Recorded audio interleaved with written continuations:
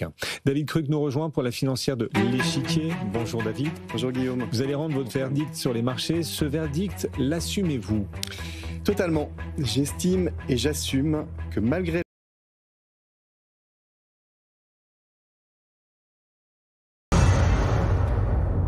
Malgré les niveaux records, il n'y a toujours pas d'exubérance irrationnelle pour vous sur les marchés. Alors Wall Street est sur des records, la Chine vit une super année aussi.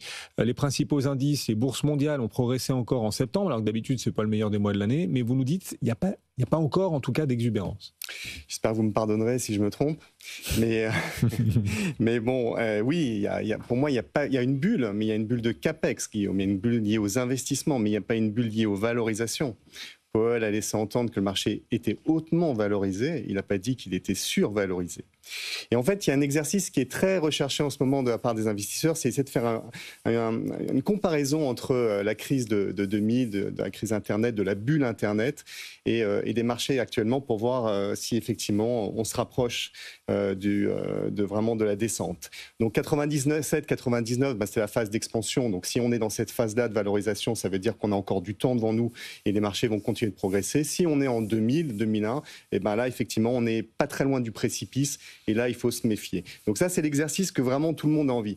D'ailleurs, quand Greenspan a parlé d'exubérance irrationnelle, c'était en 96. Donc c'était très longtemps avant la descente aux enfers, même si 5 ans finalement dans les marchés, c'est pas tant que ça. Là où je veux venir, c'est que la réponse sur la bulle, Guillaume, elle vient peut-être de la composition des indices. Et là, c'est assez intéressant. Et je reprends un rapport de Savita. On ne peut pas comparer la période actuelle avec la bulle de 2000 parce que la composition des indices est radicalement différente. Et radicalement différente, et même au sein des techs, puisque finalement, c'est maintenant un indice qui est très lié à la technologie. On a plus de 25%, et je pense que le chiffre est d'ailleurs un peu au-dessus par rapport aux 10% qu'on avait en 2000.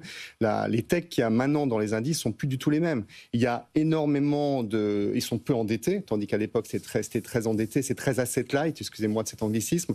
Il y a un niveau de cash qui est très supérieur aujourd'hui dans la plupart des grandes technologies américaines. Les marges sont très stables, il y a beaucoup de visibilité sur les marges, il y a des résultats qui sont très récurrents. D'ailleurs, on transpire de moins en moins sur leurs résultats. On fait une journée spéciale pour ça. Mais finalement, en tout cas, sur les derniers trimestres, ça a été moins compliqué qu'on ait pu le voir.